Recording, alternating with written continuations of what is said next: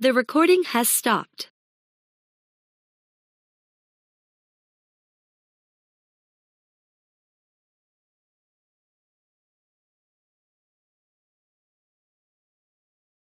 This meeting is being recorded.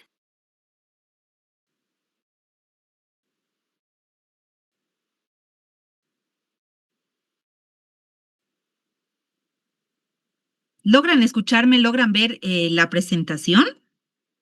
Doc, se le escucha, pero no se ve la presentación. Ah, aún no se ve. Ya, no sé si es la conectividad, Hace pero... rato se estaba viendo, Doc. Ah, ok. A ver, vamos a ver qué está pasando. Vamos a ver acá. Ok, lo voy a volver a compartir para que así puedan todos verla nuevamente. Aquí, a ver. Veamos acá. Ahora sí. ¿Logran verla? Dice factores químicos. ¿Logran verlo, chicos? Sí, Doc. ¿Ahora sí? Ay, perfecto, muy bien. Ya me estaba preocupando. Ok, muy buenos días. Bueno, chicos, entenderán que los conflictos sociales siguen y se agudizan en nuestra ciudad, motivo por el cual precisamente pues nos vemos en la necesidad de continuar, ¿no es cierto?, con nuestras clases virtuales, ¿ya? En ese contexto, hoy día esperamos finalizar ya nuestro tema, que sí lo vamos a lograr. Vamos a finalizar ya con esta última parte de lo que es neoplasias. Como bien hemos revisado la clase anterior, hemos aprendido que hay una serie de variables, de factores que tienen que ver con la presencia precisamente de estas neoplasias, ¿no es cierto? Sobre todo las de tipo maligno. Entonces, nuestra clase la vamos a dividir en dos situaciones, básicamente, ¿ya? Nosotros vamos a considerar, en principio, entonces, un componente obviamente teórico para finalizar con este nuestro tema y vamos a considerar también pues nuestro componente de plataforma. Entonces, inmediatamente terminemos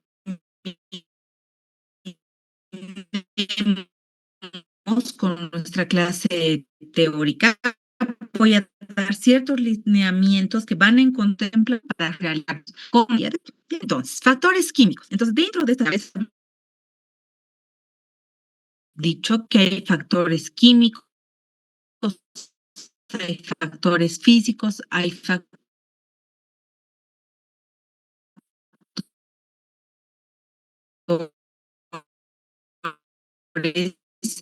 de agentes biológicos. Empezar precisamente con estos factores. ¿Ya? Sobre él hablamos. The recording has stopped.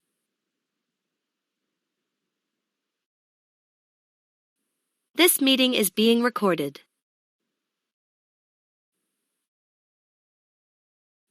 Creo que se había cortado, ¿cierto? No sé si se ve la presentación. Todavía no, Doc. Todavía, ¿no? Ok, ok. Me van a esperar un ratito. Voy a cancelar la reunión. Voy a ver qué está pasando con la conectividad y nos vamos a volver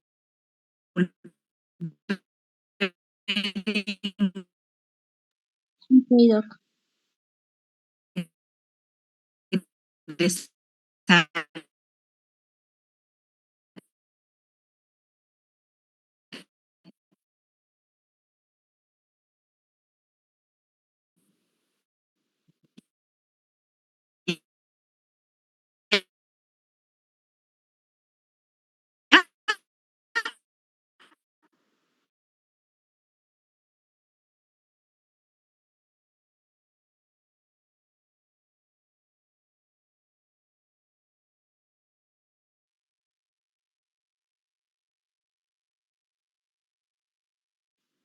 The recording has stopped.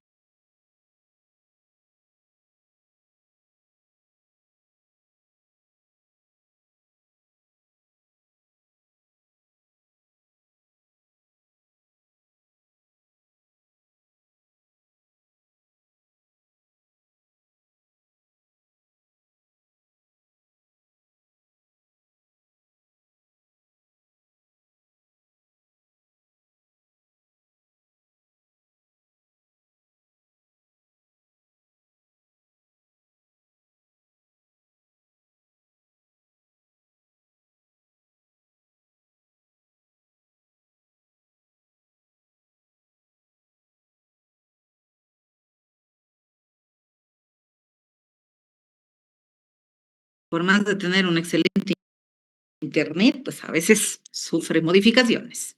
Ok, muy bien. Buen día de Dios para todos. Yo les decía que hoy vamos a dar, para aquellos que recién se están integrando a la clase o si no han podido escuchar o había problemas de interferencia de conectividad, les indicaba que hoy vamos a finalizar nuestro tema de neoplasias.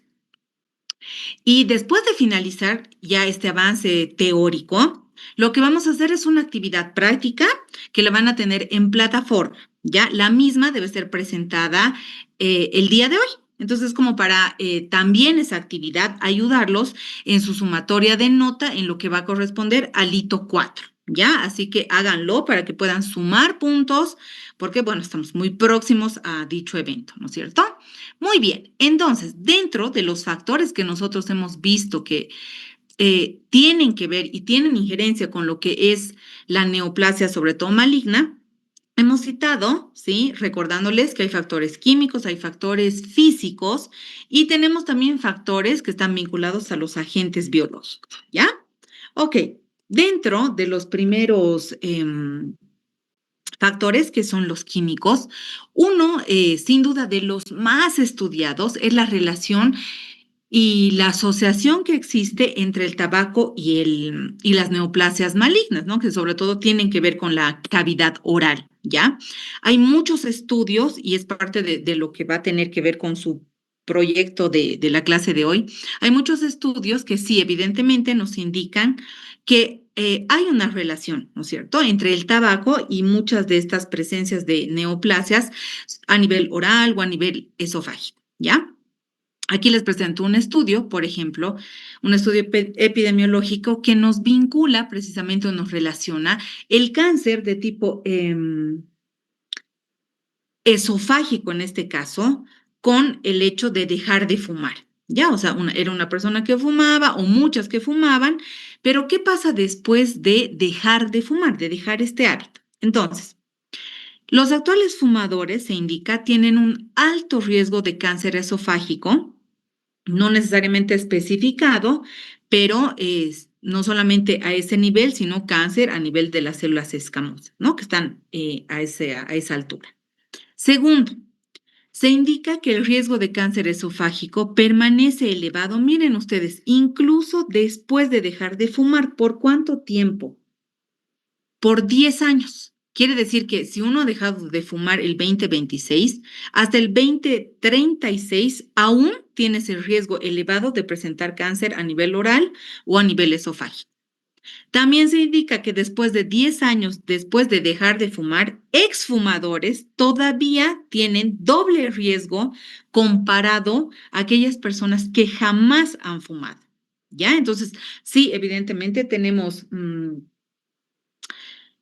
muchos riesgos aún dejando de fumar. O sea, es decir, ese riesgo, vean ustedes según este estudio, que aún 10 años después está, ¿no? Está latente. Muy bien. Ahora, ¿qué es importante de saber? Que cuando nosotros estamos hablando del tabaco, ¿sí? La relación que tiene el uso del tabaco y el cáncer oral, en este caso oral o a nivel del pulmón también, ¿no es cierto?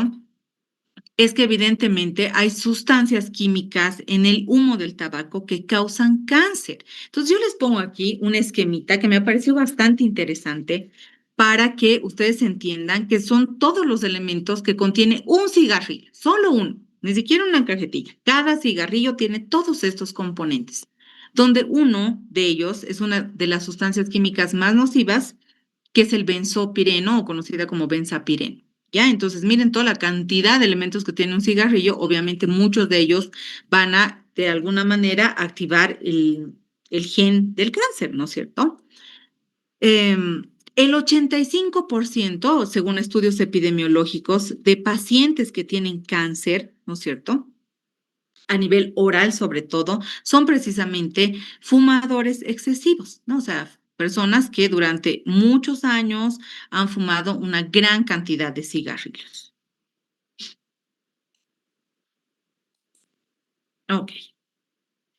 Ahora, hemos hablado del tabaco, pero también es bien importante considerar el rol que tiene el alcohol también sobre las estructuras y mucosas de la cavidad oral. Entonces, de igual manera, hay muchos estudios que sí validan que hay una relación y un vínculo entre el consumo de bebidas alcohólicas y la formación, por ejemplo, de cáncer oral, ¿ya?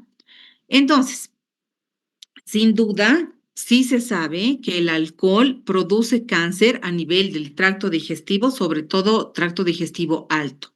¿Por qué?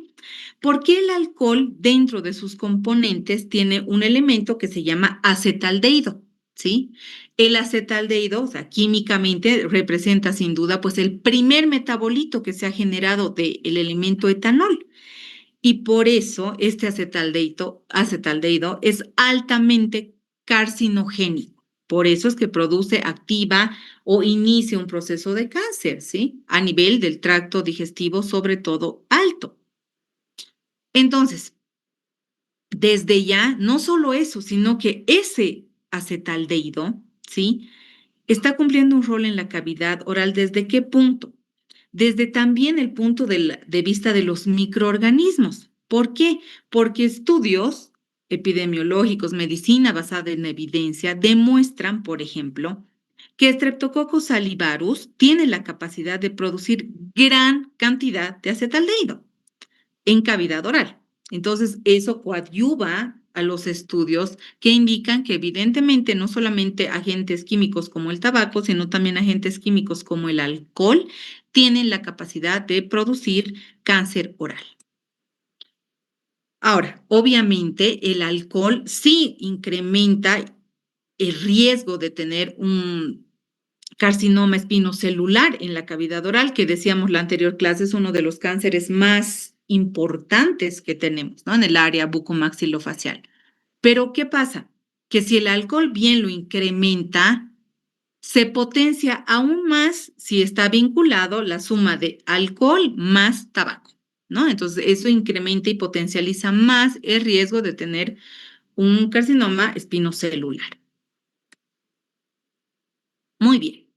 Ahora, entonces hemos hablado de los agentes químicos. Ahora vamos a hablar de los agentes biológicos. Entonces, esto nos hace dar cuenta que vamos a hablar sobre, por ejemplo, bacterias, hongos, que tienen que ver también con la potencialización de un proceso carioso o con el, no carioso, neoplásico, perdón, o con el inicio de un fenómeno neoplásico, ¿ya? Entonces, dentro de los agentes biológicos, recordemos que no solamente tenemos a las bacterias, ¿cierto? Vamos a tener virus, vamos a tener hongos, por ejemplo, ¿ya? Entonces, si nosotros hablamos particularmente de los virus, ¿qué debemos indicar? Que el 20% del total de los cánceres humanos a nivel mundial están generados por una causa o una razón vírica, por algún virus, ¿ya? Ahora, ¿por qué se justifica este alto porcentaje? Porque recuerden ustedes que el mecanismo de acción que tiene un virus es que va a tener la capacidad de ingresar, penetrar a una célula.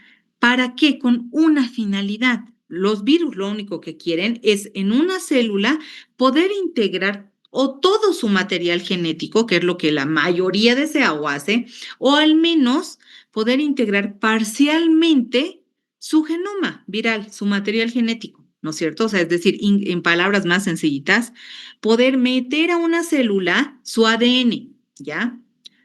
Y esta acción es la que verdaderamente se considera como un verdadero oncogen. La anterior clase hemos revisado, ¿no? ¿Qué eran los oncogenes?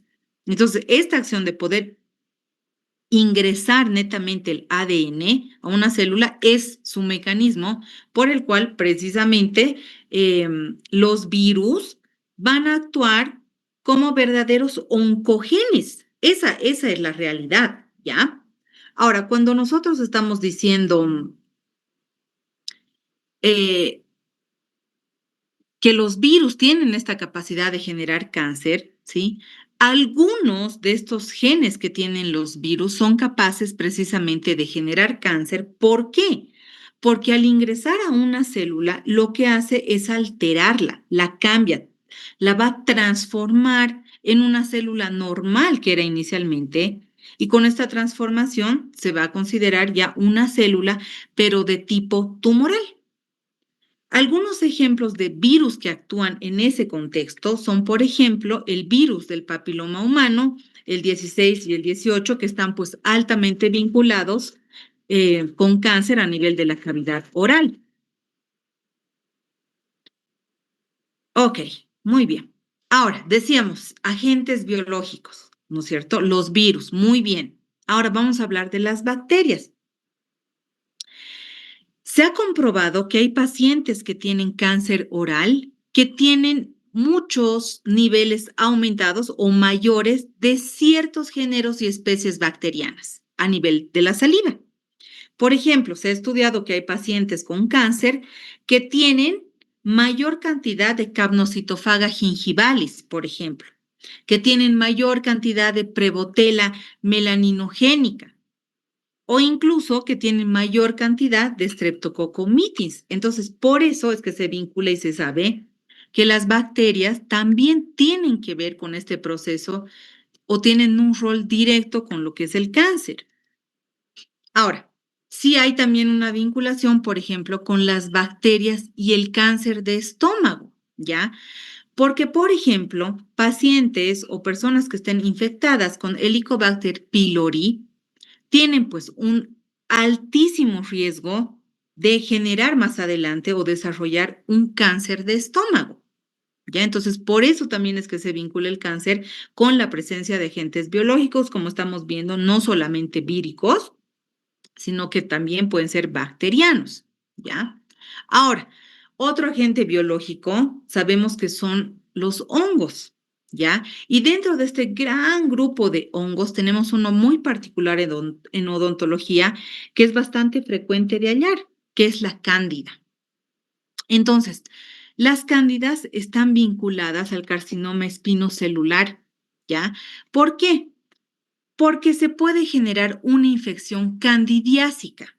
Bien, y esta infección candidiásica tiene pues toda una interacción precisamente con estos roles que tienen los agentes químicos, como hemos visto que es el tabaco y el alcohol. Quiere decir que una infección candidiásica está pues potencializada si ese paciente consume bebidas alcohólicas y eso le sumamos que es un paciente fumador, ¿ya? ¿Por qué? Porque todo esto está activando precisamente a los oncogenes, ¿ya? Entonces, si bien ponemos el play o el on a la activación de los oncogenes, ¿qué va a pasar? Se va a desactivar o le estamos poniendo el off o le estamos poniendo la pausa a la desactivación de los genes supresores de tumor. Entonces, una vez que se ha iniciado ese proceso, ¿no? Una célula iniciada ya con este cambio, esta mutación que va a tener a nivel de sus estructuras celulares, ¿qué pasa? Muta, cambia. Eso es lo que va a pasar si hablamos a nivel, por ejemplo, de los hongos, ¿no? De la cándida. Muy bien. Entonces, hemos visto agentes químicos, los cuales están altamente vinculados al consumo del alcohol, al consumo del tabaco. Estamos viendo que también hay una relación muy próxima y cercana a los agentes biológicos, como ser los virus, las bacterias y los hongos. Y ahora vamos a ver los factores físicos, donde uno de los más importantes, si no el más, es el fenómeno de la radiación, ¿ya? Entonces, la radiación produce también cambios en nuestro cuerpo, ¿sí? Es decir, la luz solar anual, ¿sí? Esa de la cual nos vamos cuidando todo el tiempo, esa radiación ultravioleta, es peligrosa, ¿sí? Obviamente depende si su radiación es alta o es baja, pero sí se sabe que hay una incidencia de cáncer de piel al estar sometidos a grandes dosis de radiación ultravioleta, ¿no? Por eso se recomienda tanto utilizar protectores solares, no solo a nivel de la cara, en las orejitas, en el cuello, sino también protectores solares a nivel de los labios, porque también el labio forma parte de piel, ¿cierto? ¿Para qué? Para prevenir precisamente esta radiación ultravioleta en la piel, que al fin del día, si es excesiva, puede llegar a generar cáncer en la piel. Muy bien. Cuando se habla de estos factores de radiación, por supuesto, no solamente hablamos de los que están vinculados a los rayos ultravioleta, también estamos hablando de las dosis de rayos X, ¿no? Porque estar sometidos a altas dosis de rayos X sin un cuidado o una protección necesaria puede generar, según estudios y la medicina basada en la evidencia, una mayor incidencia en lo que viene a ser las leucemias, ¿ya? Ok.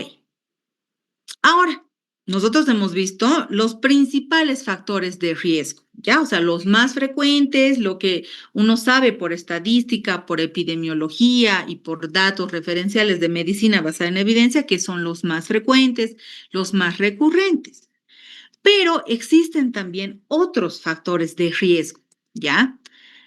Por ejemplo, si nosotros nos enfocamos plenamente en nuestra área odontológica, entonces nosotros sabemos que efectivamente tener hábitos buenos, como, bueno, sabiendo y recordando que hábito bueno en odontología es el cepillado constante, mínimamente de 3 veces al día, el utilizar, por ejemplo, colutorios, enjuagues bucales, utilizar también elementos que coadyuven a la higiene como el hilo dental, etcétera. Ayuda muchísimo, ¿no es cierto? Ok, pero ¿qué pasa si un paciente, una persona, tiene malos hábitos de higiene, tiene una mala higiene bucal? Entonces, esa mala higiene bucal está produciendo en la cavidad oral, obviamente, procesos de irritación crónica. Y hemos aprendido en nuestro tema de inflamación que la inflamación es también producida porque hay irritaciones crónicas, o sea, elementos que van a estar, que están mucho tiempo y promueven a una inflamación de tipo crónica, ¿no es cierto? Por ejemplo, no sé, pues pacientes que no se hacen profilaxis o entendido como limpieza dental cada 6 meses mínimamente o al menos una vez al año, ¿cierto? Porque todo eso produce pues acúmulo de biofilm, placa bacteriana, etcétera, ¿no? Y eso también es considerado como otro tipo de factor que tiene que ver con probablemente adquirir una neoplasia maligna, ¿ya? Ok, ahora, entonces para finalizar, ¿ya? Hemos visto que en el peor de los casos, una neoplasia maligna puede ir desde una región donde había iniciado e invadir otras estructuras lejanas, ¿cierto? No sé, por ejemplo, empieza en el estómago y ese cáncer pues hace metástasis y también genera daños a nivel del pulmón, por ejemplo, ¿ya? Entonces ahora vamos a hablar de la invasión local y la metástasis. Bien. Vamos a tomar el ejemplo de un carcinoma, ¿ok? O sea, vamos a hablar particularmente de cómo evoluciona un carcinoma. Bien, un carcinoma, entonces, va a tener básicamente 4 fases de evolución, ¿ya? Primero, una que se denomina como fase o evolución intraepitelial, una segunda que se llama crecimiento local, o denominada también por otros autores como invasión. Vamos a tener lo que se llama la metástasis en sí en linfáticos del área o de la región. Y finalmente, lo que se conoce como una metástasis a otros órganos. Ok, muy bien, vamos.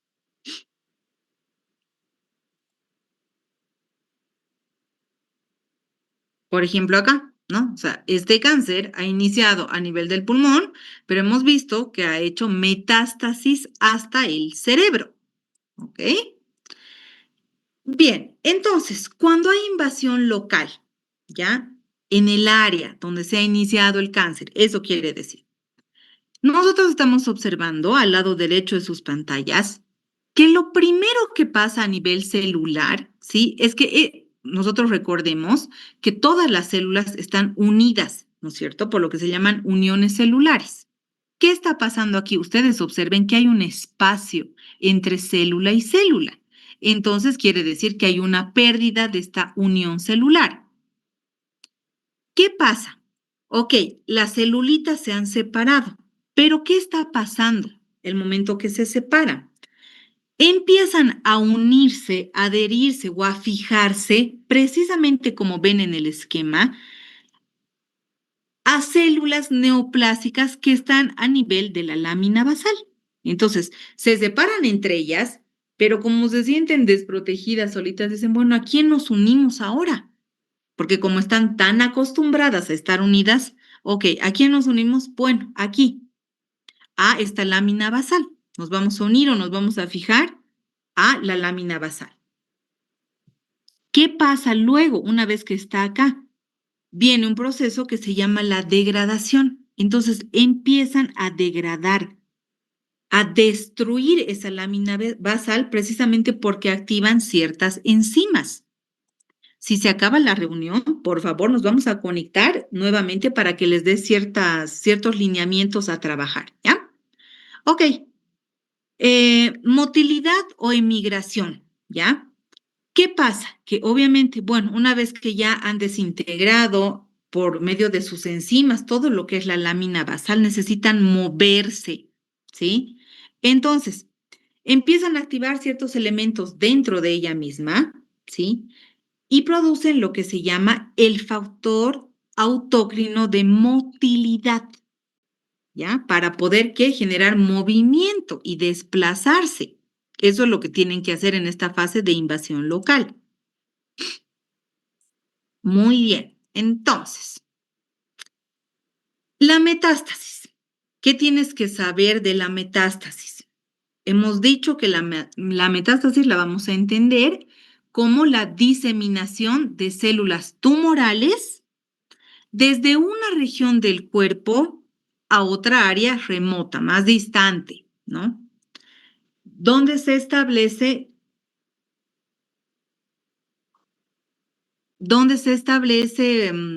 y no solamente se establece, sino que se va a tener que desarrollar un tumor secundario, ¿no? O sea, aquí estamos viendo el caso nuevamente para que se entienda de que probablemente había un cáncer a nivel, por ejemplo, del hígado, pasó al pulmón y desde ahí ha hecho una metástasis, ¿sí? Que probablemente ha ido inicialmente a nivel óseo en las vértebras y posteriormente una metástasis en el cerebro. Entonces hay que entender que un cáncer puede iniciar en una zona, pero evidentemente puede también direccionarse y establecerse y desarrollarse como un tumor secundario en una estructura más lejana.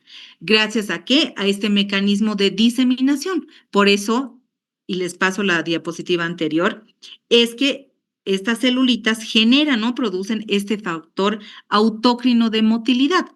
Eso es lo que responde y fundamenta cómo una celulita se mueve desde el hígado hasta el cerebro, porque están activando, y les pongo de nuevo y les pido resalten en sus apuntes si es que los están tomando, activan su producción de factor autócrino de motilidad para de un lugar poder direccionarse a otro. ¿Ok? Bien. Fases de la metástasis para ir terminando. Ok. Dentro de las fases de la metástasis propiamente dicha, vamos a tener que lo primero que pasa es el desprendimiento. Segundo, hay un fenómeno de invasión. Está lo que se conoce como la penetración vascular, el transporte intravascular, la embolización con muerte celular y lo que se llama la colonización. Entonces, a recordar puntos clave, remarquen, resalten, hay 6 fases de la metástasis: desprendimiento, invasión, penetración vascular, transporte intravascular, embolización con muerte celular y finalmente lo que es la colonización. ¿Ok? Bien. Ahora, ¿cuáles son las vías de la metástasis? Existen 3 vías: la linfática, la sanguínea y una vía que se llama combinada o fusional. De estas 3, la más frecuente sin duda alguna es la vía linfática, ¿ya? O sea, desde ya se sabe que por esta vía la gran mayoría de las células neoplásicas son destruidas, ¿ya? Y dentro de la clasificación de las neoplasias, la vía linfática es la preferente precisamente por los carcinomas. Entonces, ¿qué vía de metástasis eligen los carcinomas o prefieren? La linfática. Ok, si hablamos de la vía sanguínea, esta es más frecuente en venas, ¿ya? Por lo tanto, es una vía preferente para los sarcomas, ¿bien? ¿Cuáles son los destinos? ¿Hacia dónde van a ir? Hacia pulmón, hacia el hígado, hacia el tejido óseo, por ejemplo, ¿no? Es decir, básicamente a cualquier parte del organismo. ¿Por qué? Porque es una vía sanguínea. Y la vía combinada, ¿sí? Quiere decir combinada entre linfática y sanguínea. Por eso se llama linfohemática.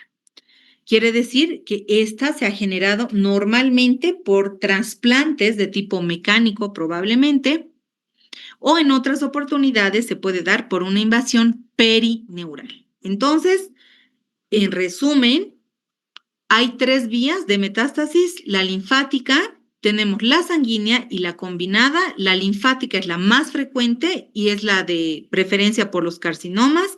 La sanguínea es la que tiene preferencia por los sarcomas y la combinada quiere decir que tiene que ver con lo que es una vía linfática y sanguínea y se da por trasplantes mecánicos y perineurales. ¿Ok? Muy bien. ¿Hay formas de prevenir el cáncer? Sí, hay, ¿sí? Por ejemplo, tener ciertas consideraciones y recaudos precisamente con sustancias químicas que sean y que conozcamos que son carcinogénicas, tener cuidado con la radiación carcinogénica y con los virus o bacterias que sabemos y también hongos que pueden generar cáncer, ¿ok? Muy bien, entonces voy a aprovechar estos breves minutitos para dar los lineamientos de la parte práctica, ¿ok? Inmediatamente finalicemos la reunión, ustedes tienen un lineamiento. ¿Cuál es? Deben escoger ustedes escojan, ¿ya? Eso es a consideración suya.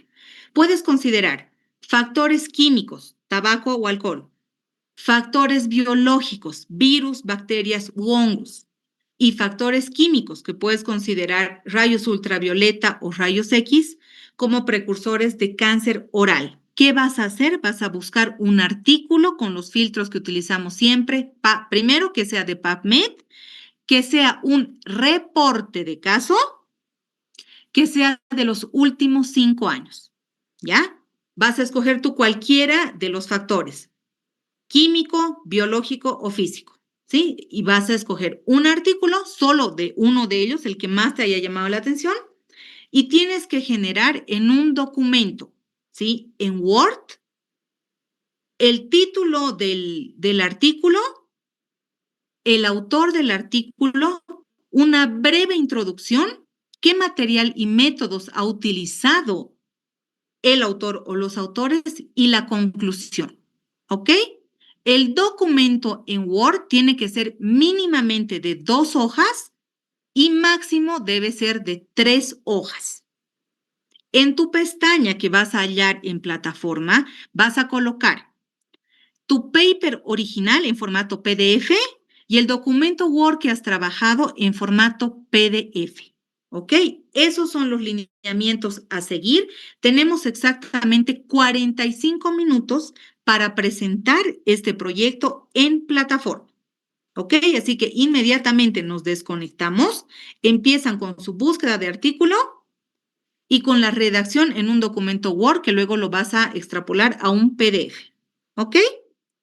¿Alguna duda, alguna consulta? Estamos a un minuto de finalizar esta primera parte que ha sido la finalización de nuestro tema teórico.